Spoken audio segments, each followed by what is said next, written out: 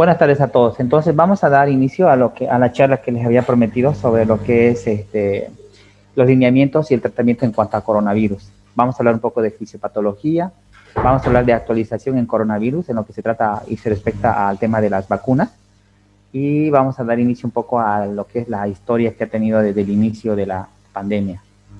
Ya, para empezar quiero decirles de que el año pasado, aproximadamente en marzo, cuando se dio inicio a esta pandemia en Bolivia, pues en realidad el ministerio tenía previsto algún tipo de situación, pero debido a lo que ha sido en realidad la enfermedad y a la explosión de pacientes, pues se ha visto rebasada el Ministerio de Salud por esta pandemia el año pasado en la primera ola. ¿Ya?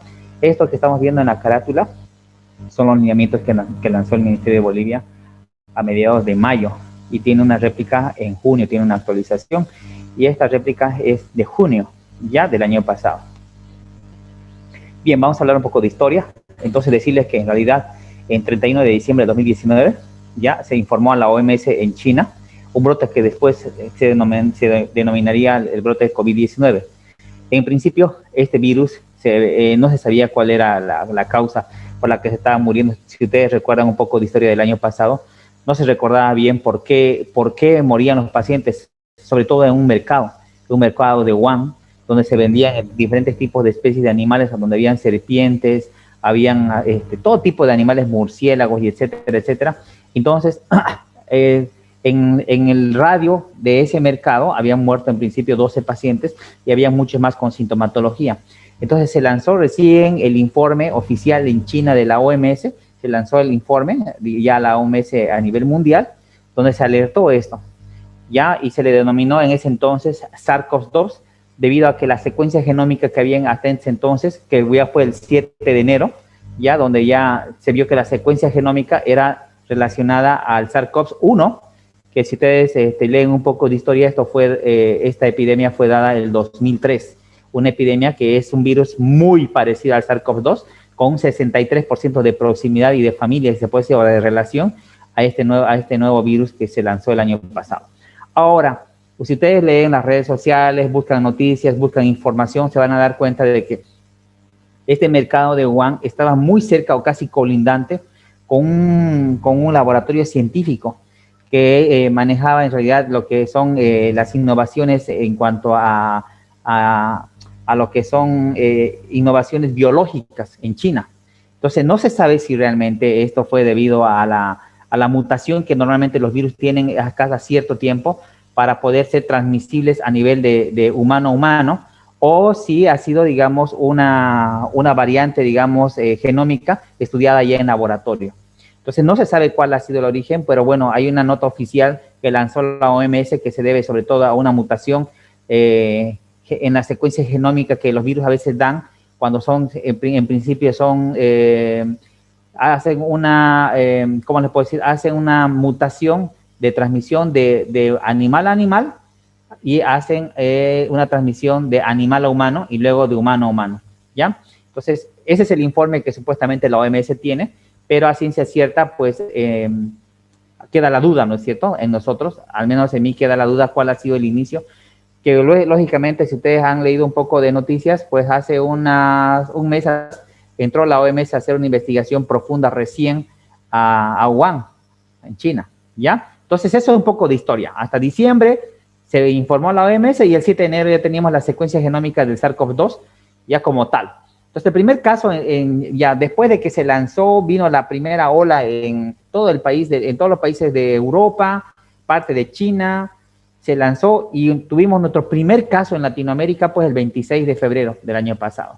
Ya con esto, en realidad, lo que es Bolivia estaba ya con bastante temor a que ya, nosotros ya como hospital, por ejemplo, aquí en el Hospital Trinidad, sabíamos que se nos venía y no teníamos todavía la capacidad de afrontar como hospital o como municipio todo lo que iba a ser la pandemia, y en ese entonces recién las autoridades interinstitucionales, lo que es la alcaldía, el municipio, la gobernación, se puso las pilas ya el 26 de febrero, cuando ya el virus lo teníamos en la puerta de entrada en Brasil, se puso las pilas, que, pese a que mi persona y varios médicos del Servicio de Medicina Interna en el Hospital Trinidad apoyamos esto hasta desde que diciembre se vio este virus, de que estemos preparados porque en algún momento iba a llegar. Ya lo sabíamos, como toda mutación genética y la transmisión de persona a persona, esto se ve rápidamente, pues ya sabíamos, nosotros alertamos en su momento, pero el que entonces en paz descanse el doctor Ligerón no le dio la importancia necesaria, y pues esto por el tema político.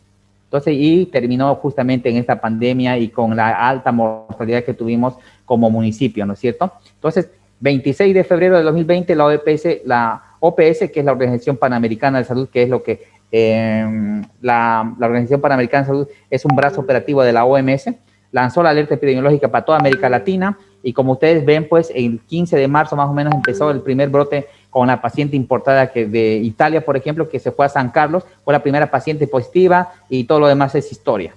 Y nuestro primer paciente en el Beni, ustedes saben que fue un paciente un mototaxista, que se internó al Hospital Trinidad con fiebre y malestar sin nexo epidemiológico, es sin nexo, y ese paciente nosotros hicimos, bueno, me llamó a mí el médico de emergencia en ese entonces para decirme qué opinaba sobre una placa y una tomografía. La vi, la tomografía coincidía plenamente con COVID, hasta la lectura, hasta ese entonces, tenía una linfopenia, y nosotros mandamos la nota, le decimos, bueno, que se haga una PCR para COVID, pero por XZ motivo no lo tomaron. Vino el epidemiólogo del CEDES y le dijo, no es COVID, y lo demás es historia. Se contaminó el Hospital Trinidad, se contaminó la terapia intensiva del Hospital Trinidad, el Hospital Trinidad colapsó, y ya fue el boom después, ¿no?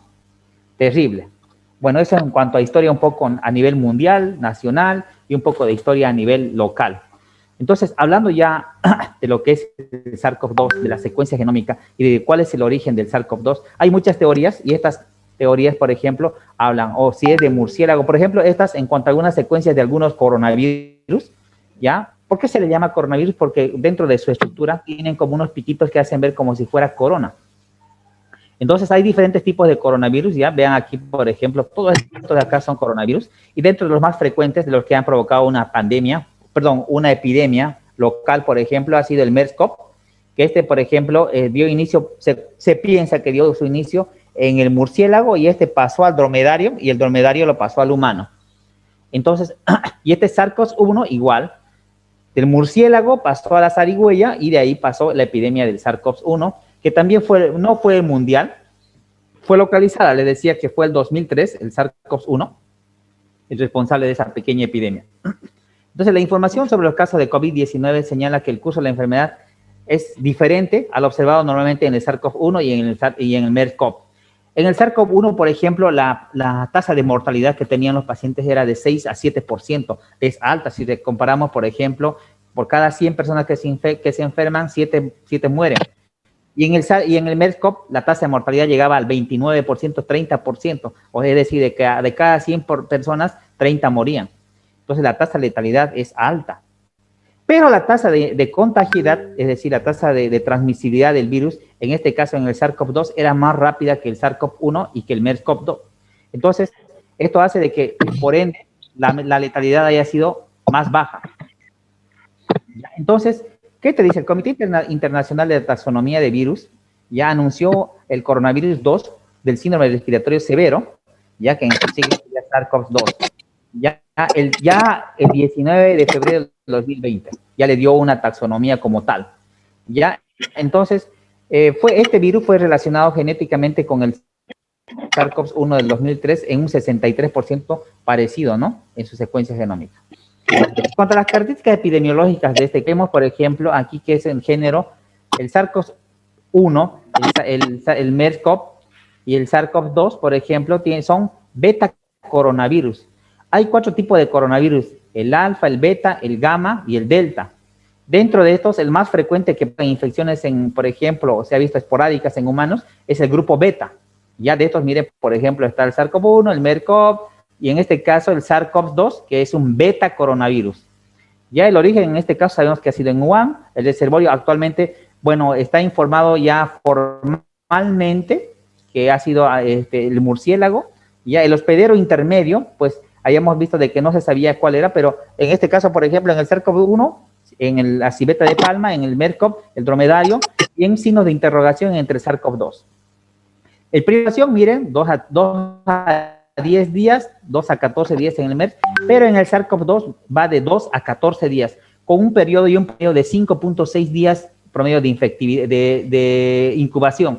Es decir, en pacientes que van a ir grave, por ejemplo, el periodo de incubación se acorta. Es decir, los pacientes inician la sintomatología entre el día 2 y 3, con alzas térmicas, cefalea, malestar general. Y en los pacientes que generalmente van a ser oligosintomáticos o asintomáticos, su sintomatología empieza más o menos en el día 8 a 10 con una leve molestia. Pero el periodo promedio es de 5.6 días, ¿ya? Bueno, transmisión asintomática, sí. La transmisión nosocomial, miren, por ejemplo, sí no se sabía todavía en ese entonces cuánto. Los países afectados en ese entonces eran 109, esto es más o menos, esto, por ejemplo, el lineamiento de la primera fue en mayo, pero esta corrección nunca se hizo, por ejemplo, en agosto y en septiembre, ya aquí era mundial, todos los países. El cuadro clínico que provocaban en este caso son neumonía. Todos los SARS-CoVs, todos los virus, los beta coronavirus, generalmente tienen una predilección por agarrar tracto respiratorio inferior, ¿ya? Entonces, por ejemplo, el adenovirus, el picornavirus y otro tipo de virus que provocan resfrío agarran tracto respiratorio superior. Pero en este caso, el SARS-CoV-2 tiene una predilección de agarrar vías respiratorias inferiores, es decir, alvéolos. ¿Por qué? Porque agarran sobre todo, se unen a nivel de los receptores ECA2 que están en los neumocitos tipo 2. Estos, por ejemplo, agarran, se unen en forma irreversible y entran a la célula del neumocito tipo 2, provocando su fibrosis y su muerte. Bueno, eso después lo vamos a ver. El número de infectados, bueno, ya hasta ahora ya sabemos que son millones y millones. La tasa de muerte, bueno, vamos a ver aquí, por ejemplo, la tasa de letalidad, le decía, 29% en el SARS-CoV y 34% en el MERS-CoV, estudiaba para aproximadamente, ahora sabemos que este es, por ejemplo, 30%, y en este llegó en realidad a 6-7%, porque en ese entonces se había visto de que la cantidad de pacientes era más amplia que hasta en este entonces. Pero en el SARS-CoV-2 ya sabemos que la tasa de letalidad oscila dependiendo de la respuesta del sistema de salud de cada país. Por ejemplo, en la primera ola nuestro país tenía una tasa de letalidad que llegaba casi al 5%. Y es más, hay otros países, por ejemplo, como Haití. Haití es el país, ustedes saben que es el país más pobre en realidad casi del mundo, que tenía una tasa de letalidad que casi llegaba al 8%. Y los países con mejor respuesta, por ejemplo, como Alemania, llegaba al 2.8%. Esto para que vean más o menos la tasa de letalidad que fue variando dependiendo del sistema de salud. Bueno, la región afectada, el receptor dominante, le decía, es el receptor ECA2, que es el receptor, es la enzima convertidora de angiotensina 2, ¿ya? Bueno, y la vacuna en ese entonces no había. Bueno, de aquí lo que quiero que aprendan y pues quiero que conozcan, estos eran los casos sospechosos hasta mayo más o menos del 2020, pero aquí este fue uno de los parámetros que yo hice hincapié, por ejemplo, de que se debería hacer el laboratorio a todos los pacientes que tengan infección respiratoria aguda grave y que no tengan un nexo epidemiológico. Pero después de mucho tiempo recién quisieron hacerlo, debido tal vez a las pruebas que eran muy contadas, muy escasas a nivel nacional, ¿no? ¿Ya? Entonces, esta es la definición de caso sospechoso que ahorita está todavía vigente. Un paciente con infección respiratoria aguda grave, fiebre o al menos un síntoma de la enfermedad respiratoria, por ejemplo, tos, dificultad para respirar y que requiere hospitalización y sin otra etiología que explique completamente la presentación clínica. Esta es la que se está manejando para todos los pacientes que son sintomáticos para sacarles la prueba de lo que es el PCR en RT, que es la reacción de cadena de polimerasa en tiempo real, o en todo caso el GeneXpert para COVID.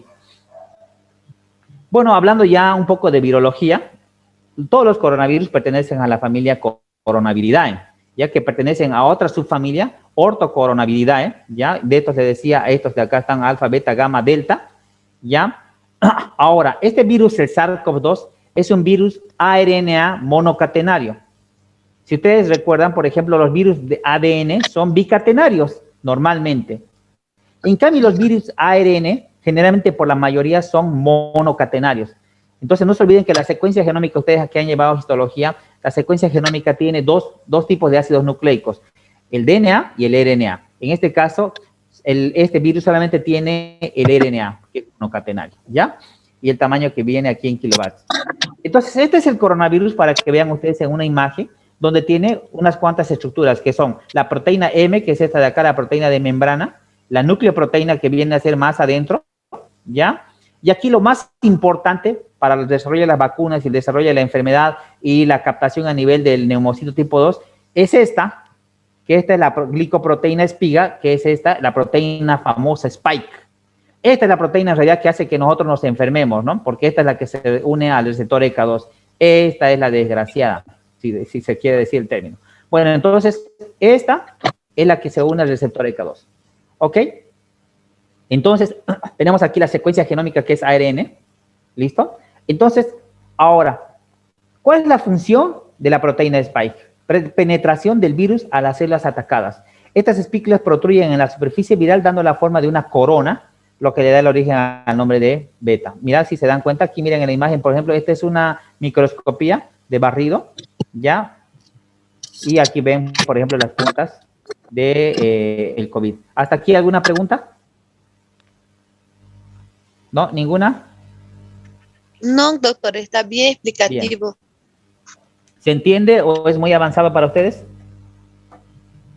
¿Se entiende? Perfecto, sigamos. Entonces, le decía, la incubación va de 2 a 12 días. Ahora se ha visto, por ejemplo, esto, por ejemplo, el año pasado decía 5.2, ahora se sabe que es 5.6 el promedio de días y que puede extenderse hasta 14 días. Normalmente una persona que adquiere, por ejemplo, el COVID, que tiene síntomas, esto se ha hecho un estudio el año pasado a nivel mundial, donde se vio que el virus, una vez de que llega a tener el contagio, desde que llega a tener los síntomas, desde el periodo 1 hasta el día 14, la replicación viral viene a ser alta. La carga viral es alta y exponente. Lo que quiere decir que una persona estando oligosintomática o estando así, o con síntomas, su carga viral es alta. Con solamente hablar, con solamente decir achus, contagia a varias personas. Entonces, hasta el día 14. Desde el día 14 hasta el día 21, el descenso del pico va en forma decreciente, de tal forma que el día 21 la carga viral es mínima, nula.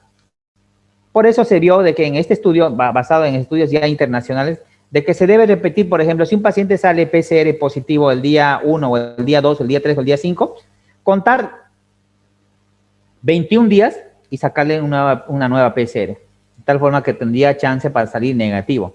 Esto, por ejemplo, en personal de salud ha sido fundamental, de tal forma que, por ejemplo, se le sacaba al personal de salud un día X, salía positivo, se le daba de baja 21 días y después de los 21 días, si no tenía ningún síntoma o molestia, retornaba a la fuente laboral. Entonces, y mucha gente pues se ha beneficiado de esto, ¿no es cierto? El problema de que generalmente, y esto me ha pasado a mí el año pasado, yo salí PCR positivo por RT y me dieron de baja 14 días, después de los 14 días, 14 días sin síntomas, después presenté la sintomatología, si se puede decir leve a moderada, el día 21 volví a salir positivo, pero yo, por ejemplo, me necesitaba en el hospital y sabiendo que era positivo debido a la falta de personal médico, tuve que volver yo a trabajar. Yo era el jefe del servicio de medicina, sigo siendo el jefe de medicina interna, tenía que volver, porque en realidad la carga de los pacientes, sobre todo la responsabilidad, me hizo volver. Bueno, entonces le decía, esto pasándonos, perdón, nos estamos pasando de contexto. Entonces, es decir, actualmente se sabe que, por ejemplo, la transmisión de saliva, la tos y el estornudo, en realidad es la fuente de contagio. Se sabe al 100%, pero en ese entonces todavía estaban con una cierta duda. ¿Ya? Entonces, en cuanto a la transmisión sanitaria, hasta el 20 de febrero, por ejemplo, se habían estudiado 2.055 casos confirmados, esto en China, estamos hablando, donde el personal de salud fueron contagiados 476. Si una persona, en este entonces, el nivel de protección era tipo 4. Hay 4 tipos de protección, ¿no es cierto?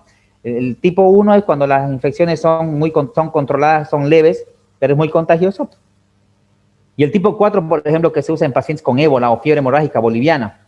¿Ya? Este es el nivel de protección tipo 4, que están con toda la chaqueta, que este es el traje Jackson, por ejemplo, su protector facial, su barbijo N95, sus guantes, por ejemplo, sus botas.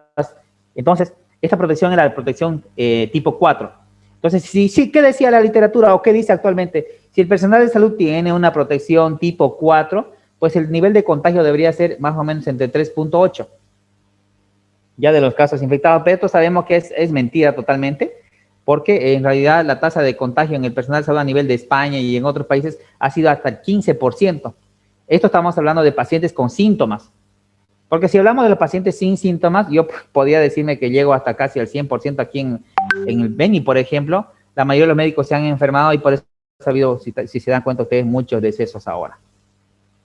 ¿Ya? Formas de presentación, pues normalmente las formas de síntomas de COVID no son específicos y la presentación puede variar desde un estado oligosintomático sin síntomas hasta la muerte, ¿no?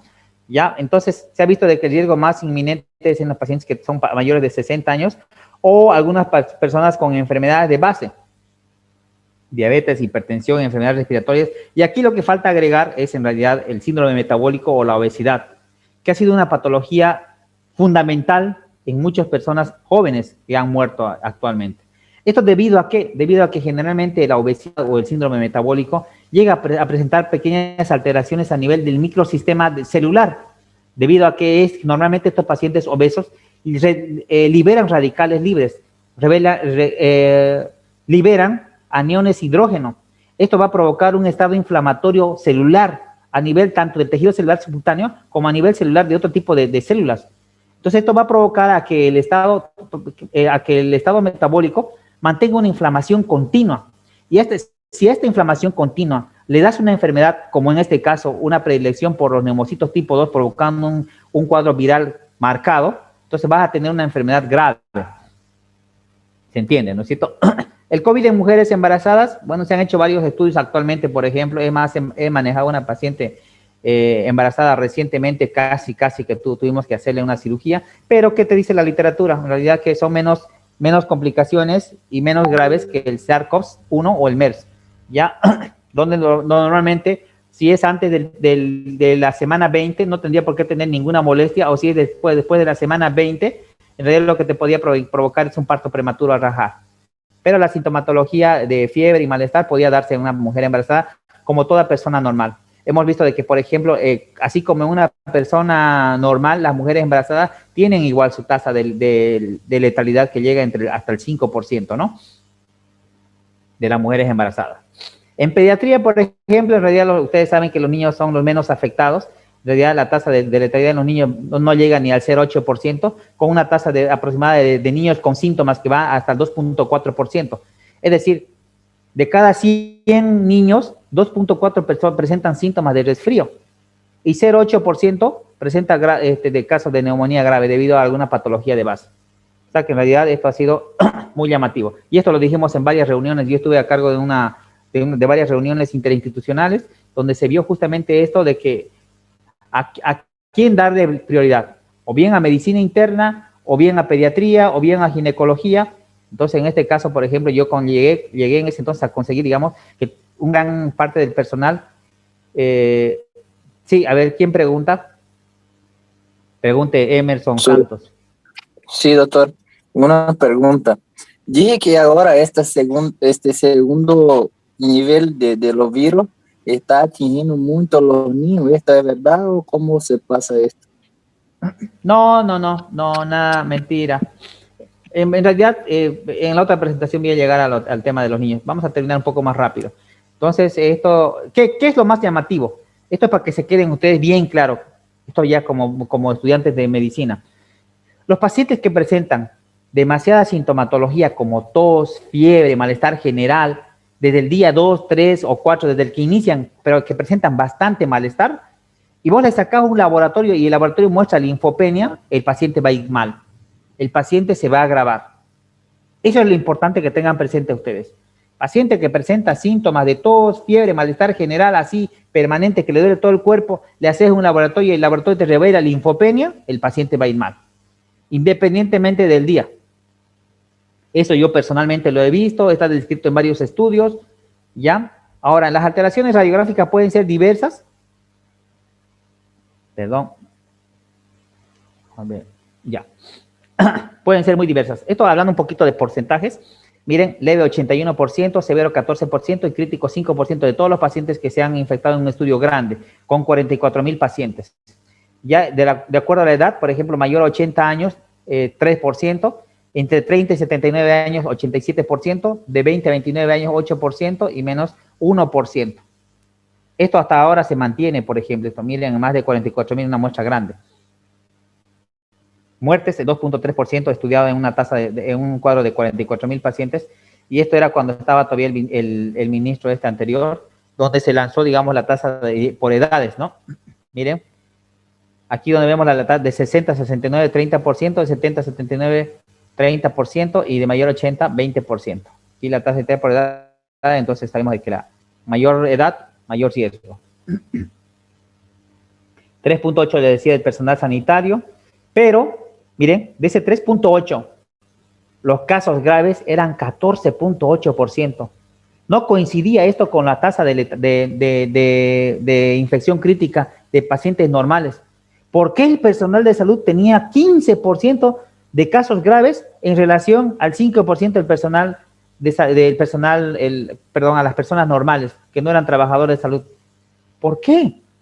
Y ya se hicieron varios estudios donde se determinó de que aquel personal de que estaba expuesto a una alta carga viral continua, es decir, aquellos que están haciendo turno y que están en contacto con los pacientes con COVID y que les tosen los pacientes COVID, etcétera, etcétera, miren, 15% de casos, y hemos tenido una tasa de letalidad, por eso es que se nos han muerto muchos médicos a nivel mundial, es justamente por esto, por la carga viral que se expone el médico.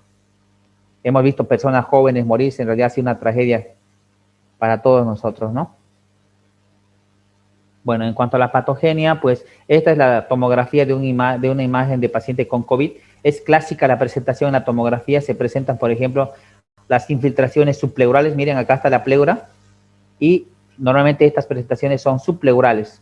Ya, estas infiltraciones. Entonces son infiltraciones intersticiales subpleurales que se presentan bilateralmente. Ya, y a nivel de patología presentan un exudado celular y fibromisoidea, descamación de los neumocitos y edema pulmonar.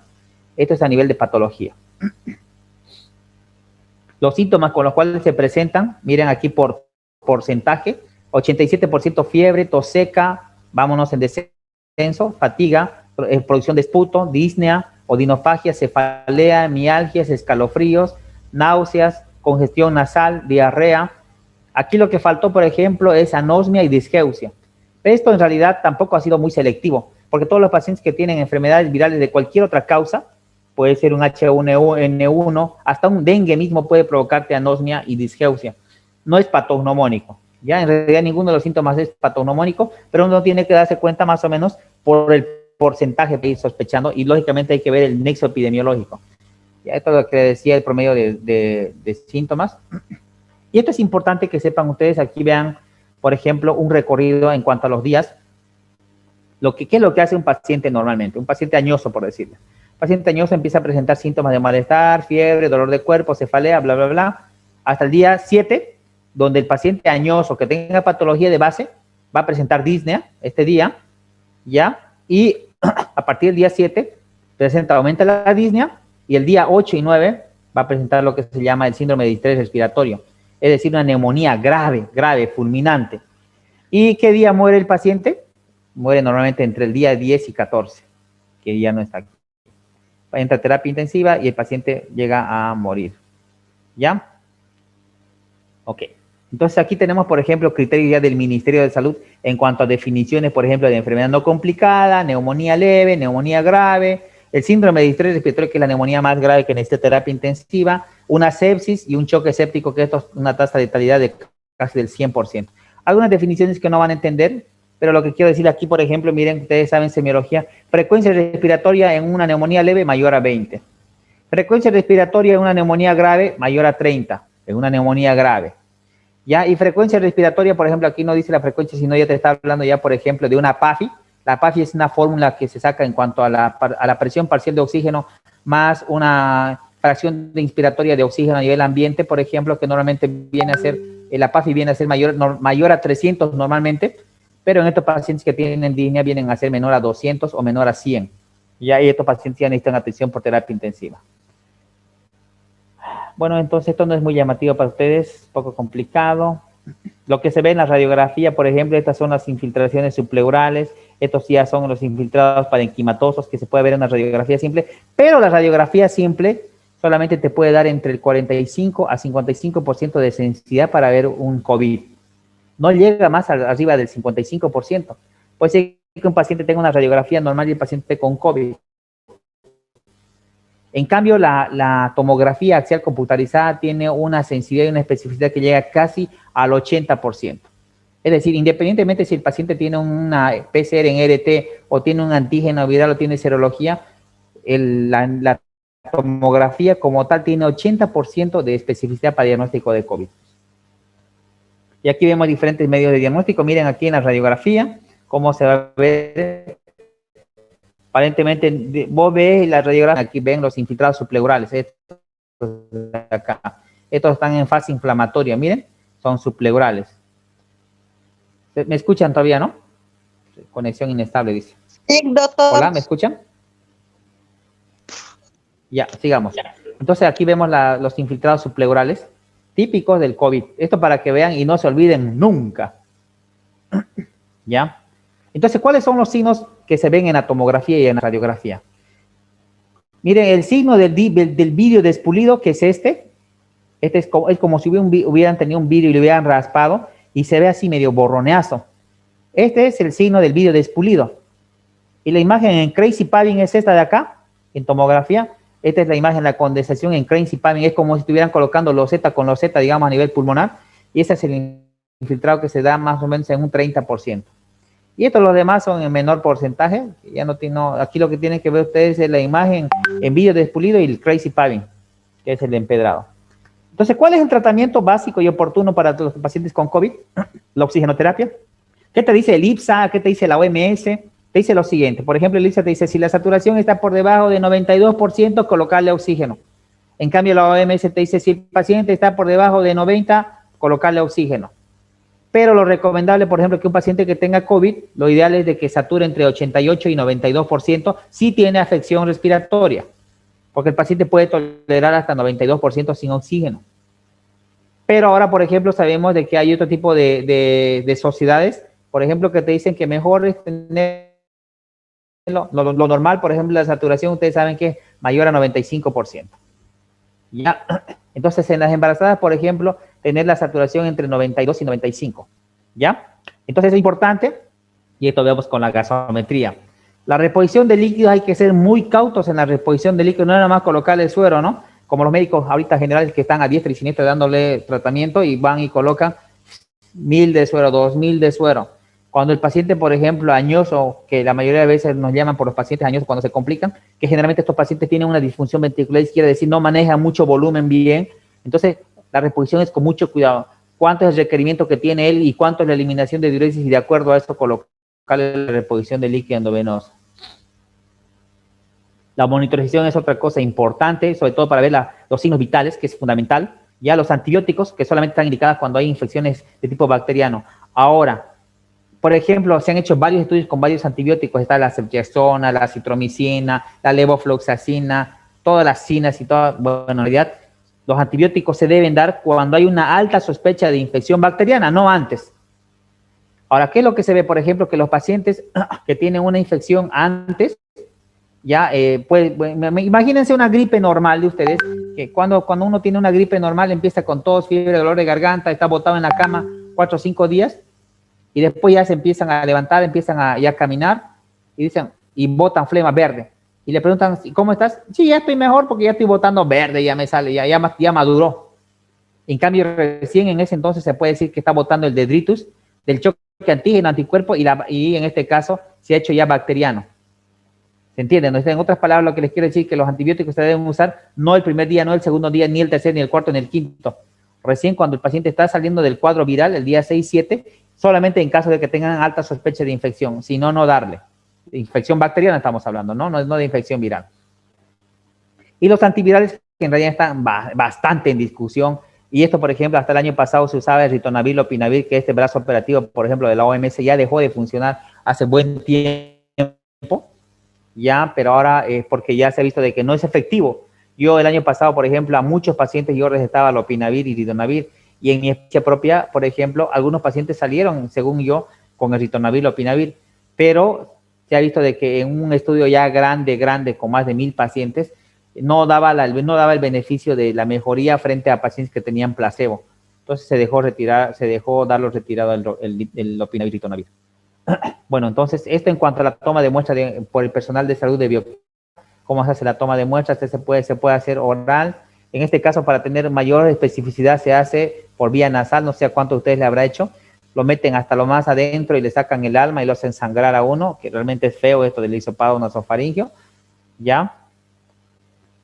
Listo. Esto en cuanto a la organización de los establecimientos de salud, que no es muy importante para ustedes. Cómo se debe aislar a una persona. ¿Ya? Esto no es importante. Vamos a seguir a ver. Bueno, esto es en cuanto este es un flujograma donde se ve qué hacer con el paciente. Una toma de muestra, primero, paciente que tiene bueno, estás en primer nivel, segundo nivel o tercer nivel, llega un paciente sospechoso, y una vez que tengan el paciente sospechoso, llenar la ficha epidemiológica, tomar la muestra y clasificación del paciente, ¿no? Paciente con enfermedad de neumonía leve, aislamiento en domicilio. Paciente con una neumonía con factores de riesgo, internación en observación en salas de internación. Paciente con neumonía grave, internación para internación. Esto, por ejemplo, de internación en salas de medicina interna, estos dos. Ahora, si el paciente tiene criterios de sepsis o tiene criterios de SDRA, tendría que ir a terapia intensiva cuando tiene una PAFI por debajo de 200. ¿Listo? Y pues bueno, esto en cuanto al tiempo de lavado de manos, ustedes saben que lo más importante es el lavado de manos. ¿Lavado de manos cuándo? Antes del contacto del paciente, lavate las manos. Antes de un procedimiento aséptico. Después del riesgo de exposición a líquidos corporales, después del contacto con el paciente y después del contacto con el entorno del paciente, es decir, si tocas algún pañuelo, algún papel higiénico del paciente, lavate las manos. Y aquí ven, por ejemplo, esto para que ustedes sepan más o menos cómo es el lavado, tenemos 1 minuto 50. Agarrás, prendés el grifo, te pones el jabón líquido y te empezás las manos primero lavar, digamos, las palmas de las manos, lavarte la palma de las manos. Luego los interdigitales, lavate los interdigitales como ven en la imagen ahí.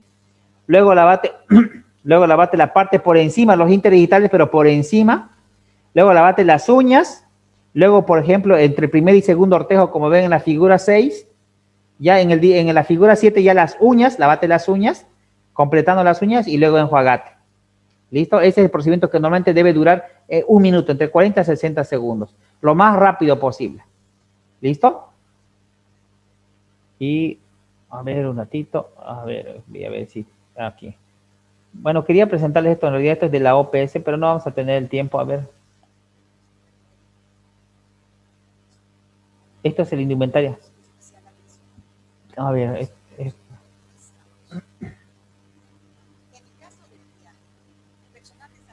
tenemos menos de 1 minuto. Enviar en los grupos. Bueno, esto entonces, hola, ¿sí? Enviar este video en los grupos.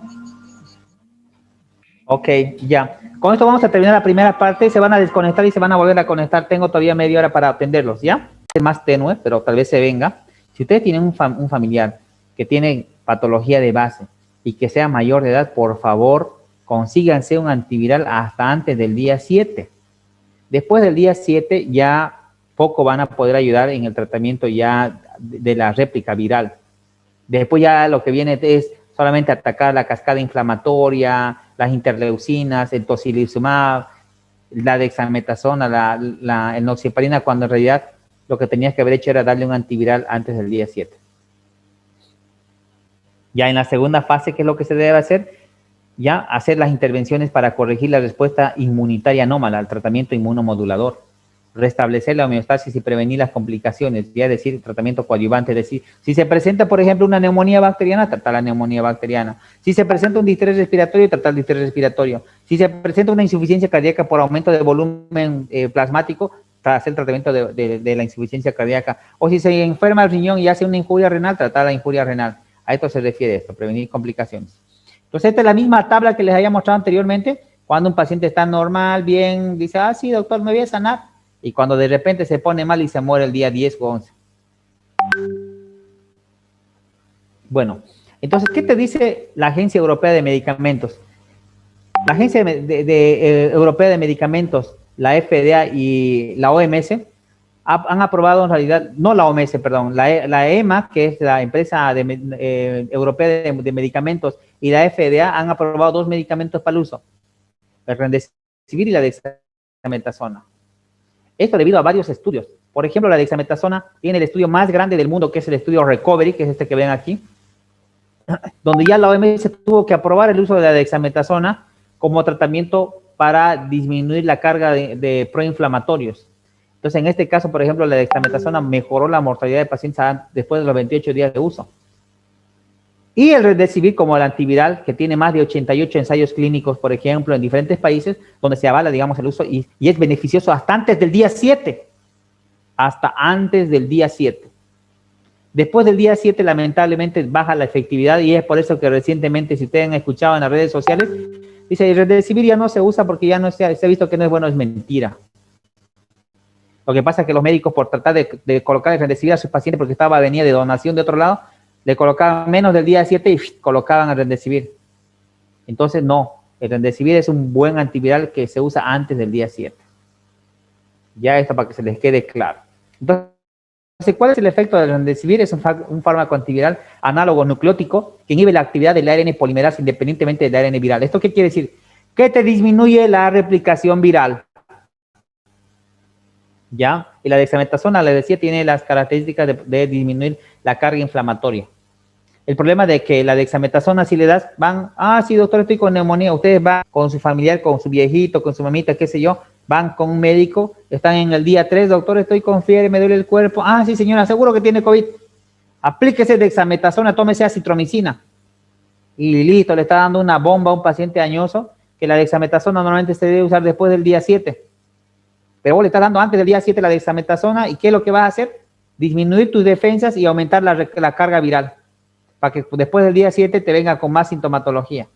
Entonces hay que saber usar, ¿no? Hay que saber razonar. Para eso justamente ustedes deben consultar con alguien que sabe, pues, ¿no? Les estoy explicando a ustedes, por ejemplo, esto que les estoy explicando, se los expliqué a los médicos de municipios, a todo el departamento del Beni, se los expliqué a los que tienen aquí en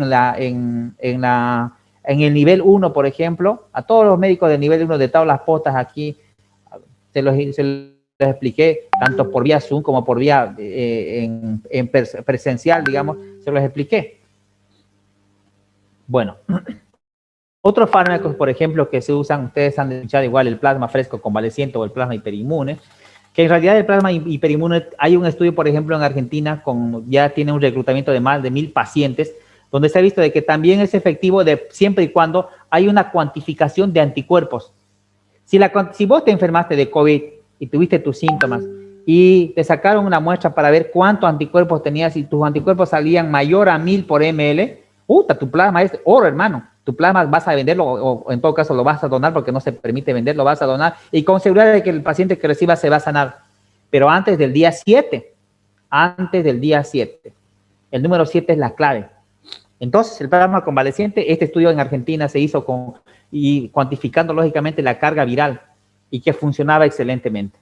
Entonces, en el tema de las inmunoglobulinas neutralizantes también se ha visto que es efectiva. No es más que las inmunoglobulinas, es sacarle, digamos, los anticuerpos que sirven del plasma hiperinmune y le colocan un plasma ya concentrado de inmunoglobulinas.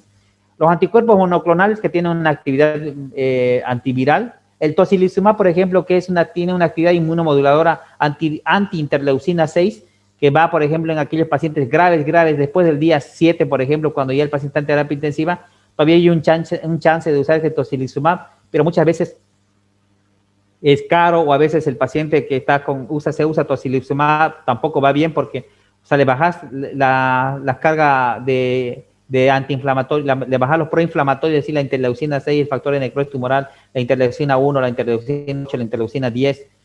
Entonces le baja eso con el tocilizumab, que en realidad es más interleucina 6, pero el paciente agarra y hace más sepsis porque le estás bajando sus defensas y la bacteria que en este caso que tenía uno, por decirte, tenía un estreptococo, se replica y hace una sepsis por neumonía ya bacteriana. Y otros estudios que estaba manejando, por ejemplo, el brazo operativo de la OMS, que es el acalabrutinib y el tocilizumab. El acalabrutinib, por ejemplo, es un inmunomodulador. ¿Ya? Entonces, el FDA, por ejemplo, que ustedes saben que el FDA es la federación que autoriza, digamos, el uso de medicamentos de Estados Unidos. Aprobó, por ejemplo, el uso de plasma hiperinmune, pero solamente en situaciones de emergencia. en situaciones de emergencia y dentro de un ensayo clínico donde tiene que haber una autorización expresa del familiar. En esos casos se aprobó usar el plasma. Ya estos son algunas definiciones, por ejemplo, miren, hay aquí tres organizaciones internacionales que son la OMS, por ejemplo, el NIT, ya esto es a nivel de Estados Unidos, y esta es la Sociedad de Infectología Americana. Estos tres, por ejemplo, tienen diferentes definiciones del curso leve, curso grave y curso crítico. Y aquí, si nos vamos a dar cuenta, vean ustedes la saturación de oxígeno, por ejemplo, en el curso grave es menor a 90%, y aquí, por ejemplo, en el curso, en el NITS, por ejemplo, tiene una saturación que va menor a, bueno, en el ITSA, por ejemplo, menor a 94%. ¿Ya? Y aquí vamos abajo, vamos a ver, por ejemplo, las saturaciones, por ejemplo, indicaciones de dexametasona, dice, miren, según la OMS, pacientes con curso grave y crítico con una saturación menor a 90%, incluidos aquellos que no puedan ingresar al hospital o recibir oxigenoterapia. En estos pacientes está indicado, por ejemplo, dexametasona. Según el NIT, por ejemplo, pacientes que requieran oxigenoterapia recomendada también deben usar monoterapia si se puede administrar remdesivir. Ya, y según el ITSA, por ejemplo, pacientes hospitalizados con un curso grave menor a 94% de saturación, hospitalizados o críticos, siempre y cuando esté por encima del día 7. ¿Ya? Pero en la práctica podría decirse que podría ser hasta un poco más flexible, mayor al día 5. ¿Ya? Entonces, ¿cuáles son los medicamentos que están aprobados? Por ejemplo, miren aquí el OMS, glucocorticoides, en este caso dexametasona, hidrocortisona, prednisona, y aquí estos tres repiten lo mismo, por ejemplo. Dexametasona, prednisona y metilprednisolona. De los antivirales en remdesivir. La dosificación de la dexametasona de 6 a 10 miligramos día, ya en los tres.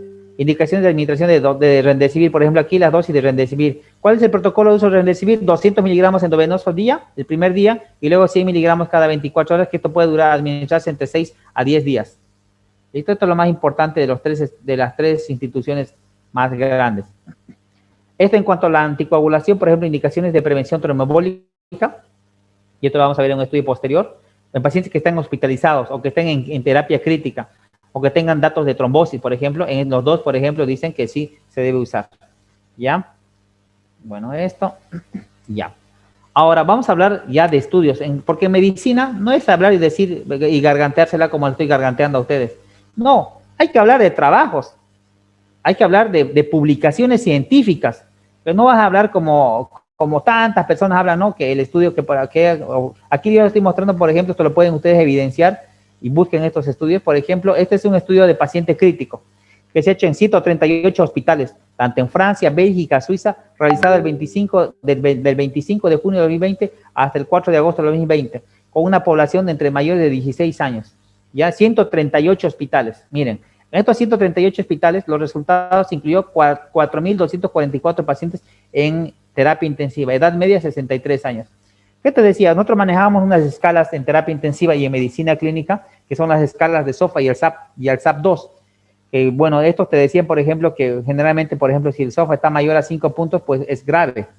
Y en este caso, según el SAP2, mayor a 37 de puntos, por ejemplo.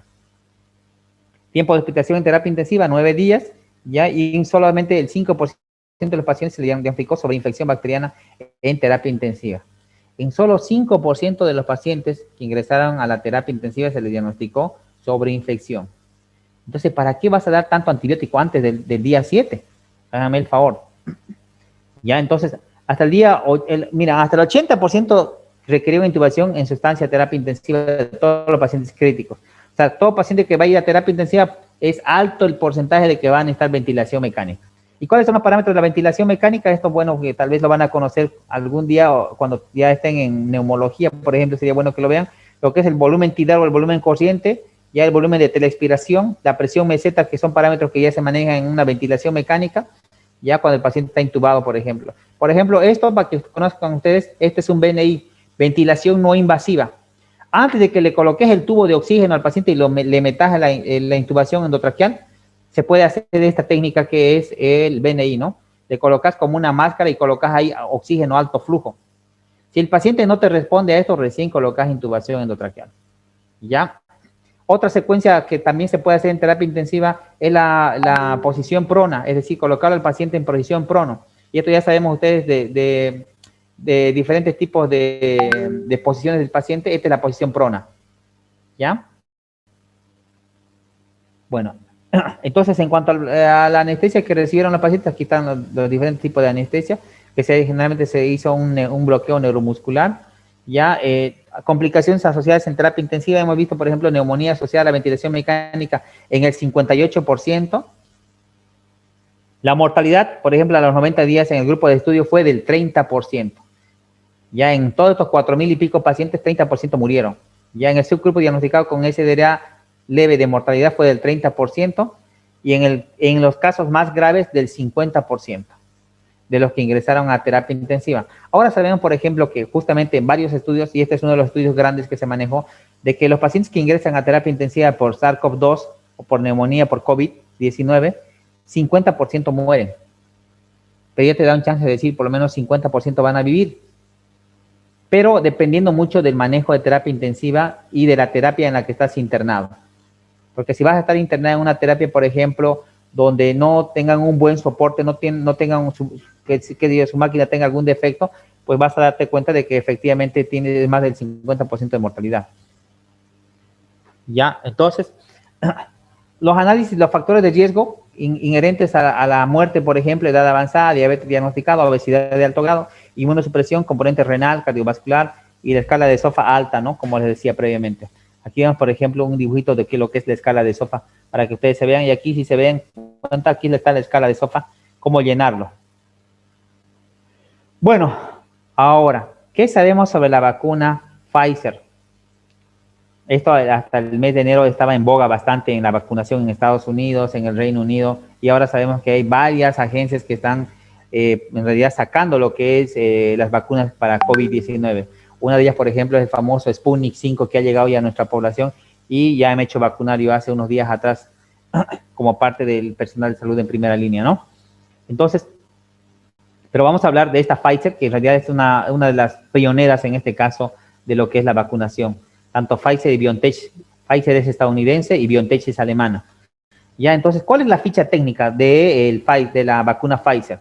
En realidad, ¿qué es la vacuna Pfizer? En realidad tiene un ARN mensajero que codifica la proteína Spike. Es decir, en otras palabras, le han sacado un pedacito a la proteína Spike de la base de la proteína Spike del virus COVID-2 y la han envuelto en una nanopartícula lipídica. Es decir, en otras palabras, le han sacado esa secuencia genómica de la puntita de la corona del virus y le han envuelto en una gotita de aceite. Eso es la vacuna. Y le han suspendido en una, está en una forma liofilizada y luego se la prepara. Pero lamentablemente esta vacuna tiene que estar entre menos 60 a menos 80 grados centígrados. Y ustedes saben que no todos los países tienen esa tecnología para mantener esa temperatura. Entonces, por eso aquí es un poco difícil el acceso a esa vacuna por diferentes países. Y una de ellas es nuestro país, aparte del precio, ¿no? Pero esta vacuna que está dado en base a la nanopartícula lipídica, sería en este caso, tendría menos efectos adversos que las vacunas que están hechas en base a virus atenuado. Si ustedes lo han visto, por ejemplo, y lo han visto en las redes sociales y las noticias, esta vacuna de la Pfizer en comparación a la vacuna Sputnik V, que es la que me colocaron a mí, por ejemplo, la vacuna Sputnik V está hecha en base a un virus atenuado, que es el adenovirus. Le han sacado la parte de replicación viral y provocar la enfermedad y han colocado la proteína Spike. La misma secuencia genómica que hace que se replique la proteína Spike. Entonces, en otras palabras, para que ustedes entiendan y sepan que la proteína Spike, que es la corona del virus, lo que hace es pegarse a la célula y se pega en forma irreversible a la célula gracias al receptor ECA2 y entra a la célula. Entra a la célula con su receptor ECA2 y luego va a provocar ahí la fibrosis y la muerte del neumocito tipo 2 y va a provocar más muerte cuando acordáis estás con datos de fibrosis pulmonar. Pero se ha visto de que no solamente es el lugar donde afecta al neumocito tipo 2, no, los receptores ECA2 también están en el cerebro, están en el corazón y en los riñones. En orden de prioridad están en pulmón y en riñón. Número 1 pulmón y número 2 riñón. Por eso que se ha visto de que hay pacientes que tienen neumonía por COVID-2 que no solamente también están afectados los pulmones, sino también los riñones. ¿Ya? Bueno, entonces, ¿cuáles son las indicaciones de uso de esta vacuna? Ya se ha registrado una inmunización activa en mayores de 16 años, ya, porque el estudio que se hizo, que va con más de 44,000 pacientes, el estudio que se hizo en mayores de 16 años, ya, y se colocaron a administrar 2 dosis, uno el día 1 y el otro el día 21. Las contraindicaciones de la vacuna de la Pfizer, por ejemplo, reacción alérgica, debido, digamos, a sus componentes. Uno de ellos, por ejemplo, es el boletín en glicol, ¿ya? Las otras, por ejemplo, como toda vacuna, cuando ustedes se colocan la pentavalente, por ejemplo, que es dolorosísima en los niños, en los bebecitos, les hace dar fiebre. Igual en estos pacientes pueden provocarse fiebre, ¿ya? Y algunos otros tipos de reacciones como cefalea, malestar, ya dolor en el sitio de la inyección. No se recomienda administrar la vacuna en mujeres embarazadas y en lactantes. En personas con inmunodeficiencias que toman fármacos inmunosupresores, la respuesta inmunitaria puede verse reducida. ¿Por qué? Porque cuando colocas la vacuna, supuestamente la vacuna lo que hace es activar tu sistema inmunitario para que se pueda defender, pero si no tenés defensas porque estás inmunosuprimido, o sea, por eso se ha visto reducida justamente. ¿En qué tipo de pacientes se ve reducida? En pacientes que tienen VIH, por ejemplo, pacientes que son renales crónicas, y así una lista larga de patologías. ¿Ya? La eficacia, miren aquí en el ensayo, en la fase 1 y en la fase 2, y aquí vamos a hablar directamente de la fase 3. Miren aquí, por ejemplo, cuando el Ministerio de Brasil se ha aprobado el uso de la vacuna en Brasil, se hicieron colocar, ya aquí, por ejemplo, el vicepresidente de Estados Unidos, Mike Pence, hizo vacunar, igual en enero, ya, y bueno, la fase 3 del estudio de la Pfizer, por ejemplo, miren, decía, por ejemplo, 44,000 pacientes reclutados voluntarios, ya, 51,1% varones mayores a 12 años. Bueno, esto de acá vamos a ver un poco vamos a irnos directamente a los resultados. Aquí vamos a ver dónde están los resultados. Algunas reacciones adversas, por ejemplo, debido a la vacuna: dolor en el sitio de la inyección, fatiga, cefalea, mialgia, escalofríos, artralgia, fiebre, que se pueden aliviar con algún tipo de tratamiento asintomático como paracetamol. Ya, y bueno, vamos a ir directamente aquí, la eficacia.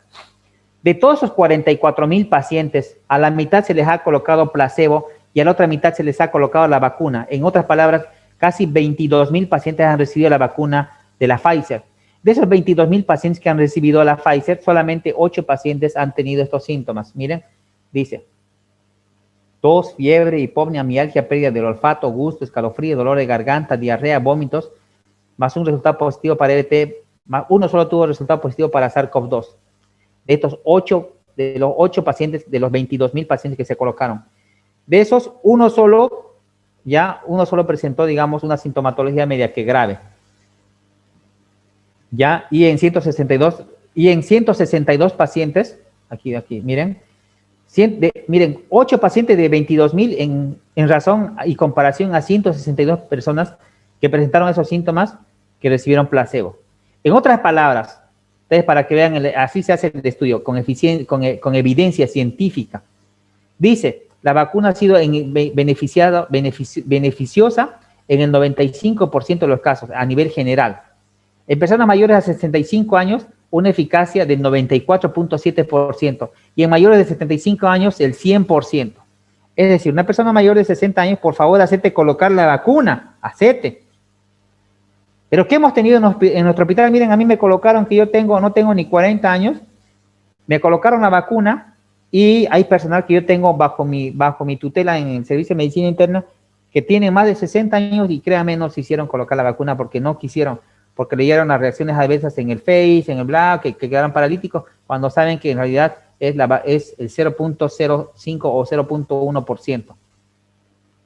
O sea, haceme el favor.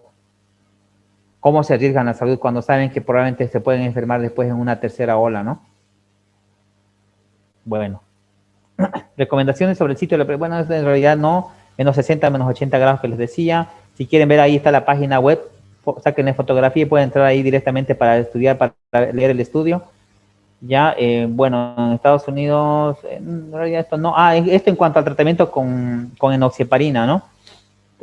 Otro estudio grande en 170 terapias intensivas, ya de 229 y otros departamentos más encima, con 715 personas dentro del estudio, para ver esto en el tema de tromboembolismo y trombosis venosa profunda.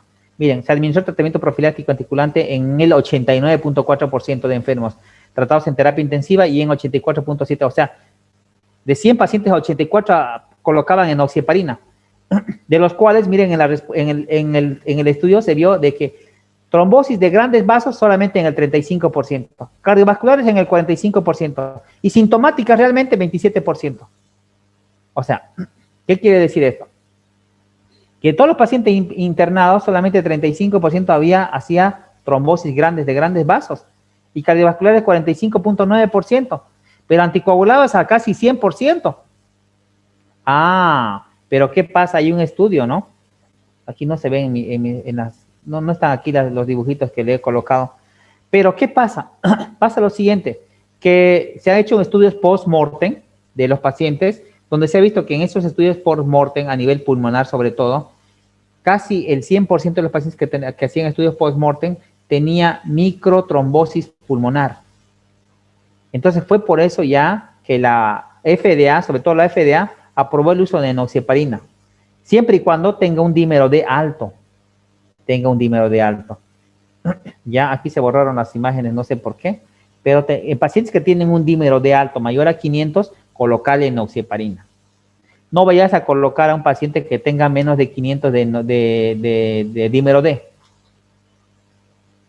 Bueno, esto es el estudio del Remdesivir. Esto para que ustedes conozcan nada más, por ejemplo, que el estudio Recovery, que es el estudio más grande en cuanto a dexametasona, aprobó el uso de la dexametasona y el uso del Remdesivir, por ejemplo, con más de 88 estudios. Esto ya es un poco lo mismo.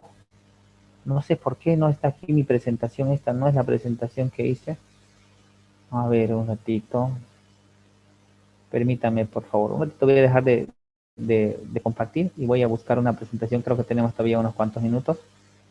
Voy a buscar una presentación más actualizada.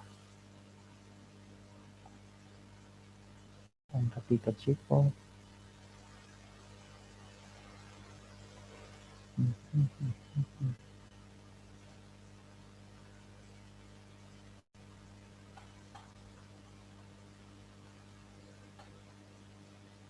Ahora un momentito. Si tienen preguntas, vayan preguntándome, sí, por favor. Pregunten si tienen dudas mientras busco esto. ¿Tienen alguna duda? Pregunta. ¿No? Está bien ¿Ninguno? comprensible. Doctor, Sí, pregunten. doctor, disculpe, hablando del plasma hiperinmune, no es muy Sí. eficaz, ¿no? En la mayoría de los pacientes, porque yo he escuchado que mayormente lo piden ya a lo último y no les hace nada, casi, ¿no? Por eso es que usted no... Sí, mira, con el plasma hiperinmune hay un estudio que, bueno, ya terminó ya en Argentina con más de 1000 pacientes voluntarios, que se ve que es efectivo, pero hasta antes del día 7 y que el paciente tenga un recuento de anticuerpos mayor a 1000. ¿Qué pasa? La mayoría de los pacientes que nos enfermamos, o muchos de ustedes que sale PCR positivo y no tienen muchos síntomas porque son jóvenes, y dicen, bueno, yo soy donante, y se enferma, por ejemplo, algún familiar de ustedes y ya está mal, y puede ser que esté antes del día 7 enfermo el paciente, vos le donás tu plasma, pero aquí en Trinidad no hacen recuentos de anticuerpos. Entonces, como no hace el recuento de anticuerpos, puede ser que a vos te haya dado y no haya formado la cantidad de anticuerpos necesarias y que le pasen ese plasma al paciente y el paciente no tenga la cantidad de anticuerpos y le estén pasando solamente tus hemoderivados, ¿no? Entonces, por eso que el paciente, pues, no va bien y a veces igual muere. ¿Ya? Doctor, pero no solo es aquí, ¿no? Porque creo que en toda Bolivia no se hace ese recuento o se hace en otro lugar. Exactamente, muy buena investigación. Sí, no se hace eso. En toda Bolivia no se hace. Ya, doctor, gracias. ¿Una otra pregunta? Pregunten. Aquí está el estudio, por ejemplo, que les decía, el estudio Recovery. Que el estudio Recovery no solamente hizo estudio con la dexametasona, también está haciendo uso con la citromicina, por ejemplo. También está haciendo uso con la ceftriaxona, por ejemplo. Y se ha visto de que, por ejemplo, los antibióticos se deben usar, pero ¿cuándo? Cuando el paciente esté arriba del día 7 y con evidencia de algún signo de infección. Ahora otro estudio que no sé si han escuchado en las redes sociales, que esto sale a diestra, la colchicina, por ejemplo. No es que decir la colchicina ya le baja la colchicina, no, la colchicina igual es un antiinflamatorio que puedes darlo, pero siempre bajo estudios de ensayo clínico, no darle a diestra y siniestra. Aquí están los 88 estudios del Remdesivir que les decía, solamente saca una foto a los más grandes, por ejemplo. Ya, después esto, a ver aquí, esto de la interleucina 6 y el tocilizumab, por ejemplo. Vamos a ver, es la dexametasona y los equivalentes de la dexametasona, miren aquí, hidrocortisona 50 cada 8 horas durante 7 a 10 días, metilprednisolona de 10 miligramos cada 6 horas por 7 a 10 días, o prednisona 40 miligramos una vez por día por 7 días. Estos están avalados por el IPSA y el NICH. para su uso. Ya, esto en pacientes ambulatorios, por ejemplo, ¿qué hacer? El tratamiento ambulatorio en un paciente que esté con cierto grado de insuficiencia respiratoria debe ser igual que un paciente hospitalizado, con su oxígeno, con su terapia, con su medicamento, con su enfermera y si se puede con su fisioterapeuta para hacer sus nebulizaciones. Es lo más importante. A ver, largo la charla, ¿no? Pero para que vean que es importante. Esto les decía de los porcentajes de oxigenación entre 98 y 92%, que es lo bueno, es lo adecuado. Cuando esté por debajo del 92% recién colocarle oxígeno, por favor. Y esto es lo que el Ministerio de Salud de Bolivia te dice. Este en primer nivel, por ejemplo, paracetamol y ibuprofeno a las diferentes dosis que tal vez ustedes ya han tomado. Vitamina C, vitamina D, omega 3, sulfato de zinc. Ahora, si un paciente está con toda la clínica de COVID y está internado, hay un estudio muy bueno, por ejemplo, que te habla sobre el estudio de vitamina D3 a 1000 miligramos, por ejemplo, 1000 unidades cada 24 horas. ¿Por qué la vitamina D3? La vitamina D3 es una prohormona que es un inmunoestimulador, es 10 veces más inmunoestimulador que la vitamina C, que el omega 3, que el zinc. Por favor, háganme caso.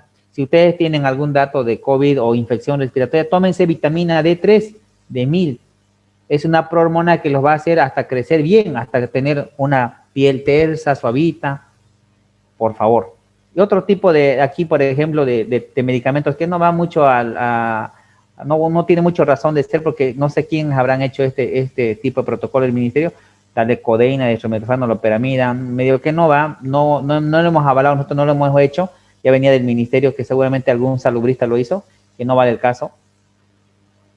Ya guía de manejo de pacientes con COVID en segundo nivel, esto de acuerdo, digamos, ya ver aquí, por ejemplo, cuando tiene un dímero de alto, cuando tiene una obesidad, un índice de masa corporal mayor a 30, pedirle una ferritina sérica, la dosis estándar de enoxaparina en paciente internado, y esto, por ejemplo, ya en paciente grave, y ya igual la saturación, por ejemplo, mire 90, menos 92, 90%, 85, así tiene alguna enfermedad de base, y qué tratamiento iniciar en enoxaparina, y lo mismo, y ponerlo ya en prono aquí, y hacerle la corticoterapia en el caso que esté mayor al día 5, ¿no? Neumonía grave, igual lo mismo. Y aquí no sé si está aquí el tema del Remdesivir. A ver. No, el ministerio no manejaba Remdesivir. No manejaba antibioticoterapia aquí. No hay Remdesivir. Y bueno, lo ideal es que saques un paciente y estés totalmente... ¿Saben qué, chicos? Esto a veces no tiene palabras. Cuando vos te esforzás y ustedes que van a ser todavía, si se puede decir, novatos, cuando estén ya haciendo su internado, ven un paciente grave y ustedes le ponen todo el empeño, leen sobre ese paciente, dan sus sugerencias, porque ya como interno tienen una palabra, voz y voto en la visita médica, ustedes dan su palabra, pero leyendo así, con criterio, lo sacan a su paciente ustedes, ese paciente va a estar en su conciencia y va a ocupar un lugar en su espacio, o sea, le va a hacer un campito en el cielo a ustedes. Esto habla 1000 palabras, chicos. Ya sacar a su paciente del estado crítico, responsabilidad y empeño. Bueno, ¿alguna pregunta? Doctor, Sí. una pregunta. La eficacia de la ivermectina para prevención. Ya. Mira, en cuanto a la ivermectina, pues el brazo operativo de la OMS ha hecho el estudio. Dentro del estudio Recovery también está la ivermectina. Pero la ivermectina, ¿qué te dice? Te dice que la ivermectina necesita una dosis de 2100 miligramos para una persona de 70 kilos. Lo que quiere decir 2100 miligramos es una dosis neurotóxica para un humano, que automáticamente no va. Pero en estudios in vitro se ha mostrado una efectividad que llega entre 50 a 75% de efectividad. ¿Ya?